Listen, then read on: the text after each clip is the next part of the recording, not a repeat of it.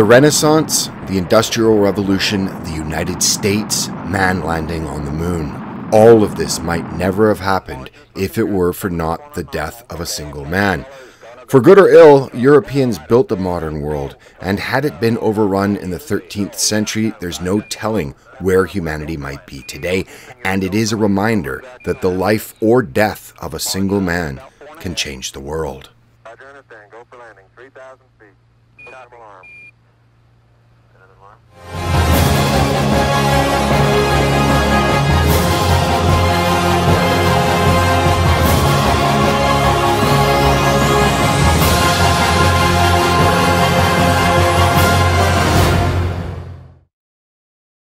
This video is kindly sponsored by Backgammon Live, and did you know that backgammon is prohibited in Islam? In fact, in the Hadith, Muhammad is said to have stated, "Whoever plays backgammon, he has indeed disobeyed Allah and his messenger."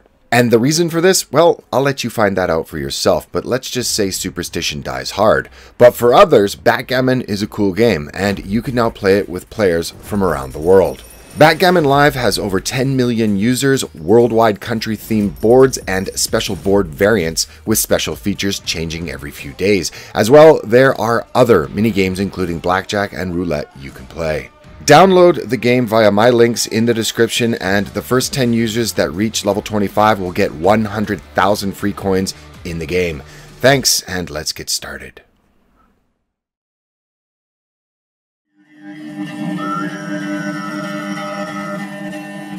In the summer of 1241, the future of Europe looked bleak. The great Mongol horde had made its way out from the steppes of Central Asia, carving a path of utter destruction and terror, and had reached the gates of Vienna. Having already dispatched 2 armies sent to stop them, it looked as though the fate of Europe would be the same of that of every other civilization the Mongols conquered. Utter destruction.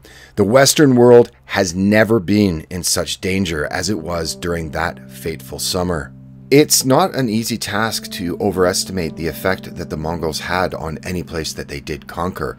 For example, many pinpoint to the Mongol invasion and the destruction of the Caliphate of Baghdad as the key event that in many ways has contributed to the stagnation of Islamic societies in the Middle East to this day. The Mongol invasions are also said to be the reason behind the famous xenophobia of the Russians. The Mongols were ruthless experts in annihilating other people's civilizations. They despised cities, refined culture, and elites of any kind. In 1209, Genghis Khan invaded China and began the long and grinding process of destroying one of the world's oldest and most populated countries. Every city they attacked fell, and every city that fell was annihilated. It's said that the only thing that stopped the Khan from totally depopulating northern China and converting it into pasture land for his horses was the reminder from some of his advisors that dead Chinese can't pay taxes. The strategy of the Mongols was fairly straightforward. They would give a city the chance to surrender and submit to their rule. Terror, extermination, and total destruction of the city was the alternative. Their reputation for utter and total destruction for those that were also disobedient to their rule is what allowed them to hold great swaths of land under their control long after their main army had moved on to their next victims.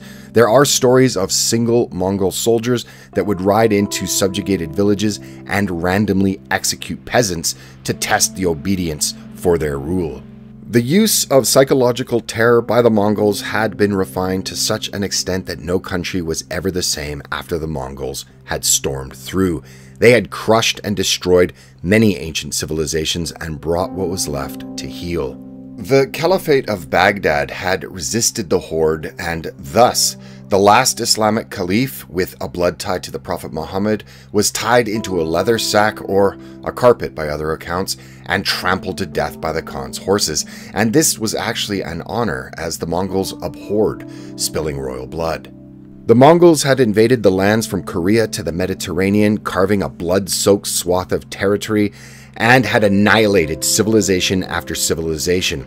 Drastic population declines were registered almost everywhere, from China to Russia and from the Middle East to Korea.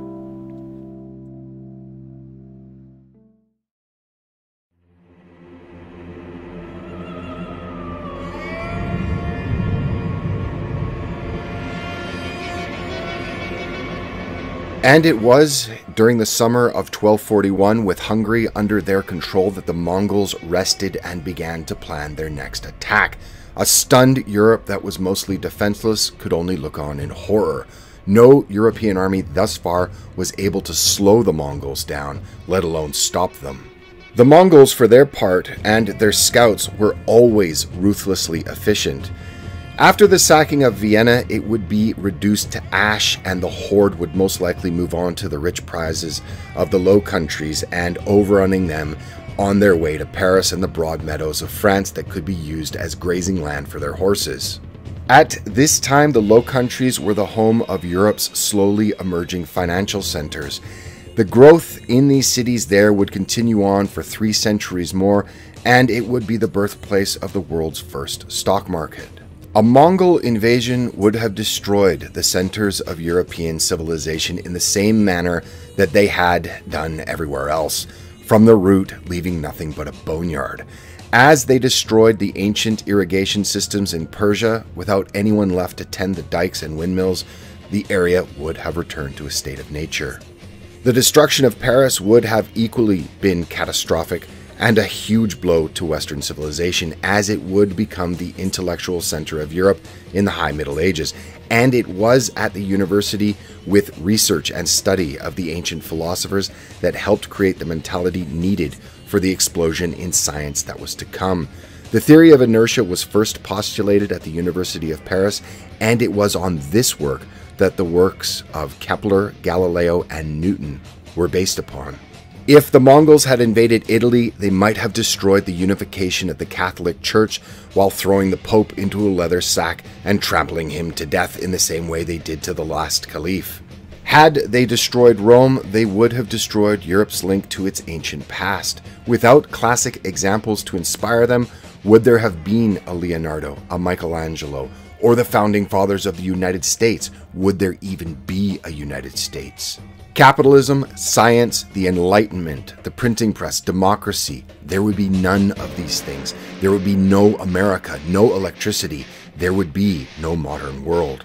Europe would be destroyed, and along with it, most of the progress that humanity has made in the past 500 years would never have been. But it never happened. On the verge of Europe being smashed, early in 1242, the Mongol armies withdrew, as a single death had, through blind luck, saved Western civilization. And that death was Ogadai, the third son of Genghis Khan, who was the ruler of the Great Horde. The Mongols made their way back to their home country, never to return, and their focus after this time was mostly upon China, as well as the Arab states and Persia. In time, like all other empires, the Mongol Empire began to crumble. And it is only by sheer luck that the total destruction and enslavement that was visited upon much of the world was not also visited upon Europe. And it is also an instructive lesson on the power to shape history that a single man can have. To even consider the what if is to stare into the abyss. And while Europe was saved from destruction, it could go on to create the modern world that all peoples of the world have benefited from. It's as if the entire planet owes a debt of gratitude, specifically to the Grim Reaper for taking Ogadai when he did. Thanks for watching. If you liked this video, please consider subscribing, and also don't forget to download Backgammon Live. Links are in the description.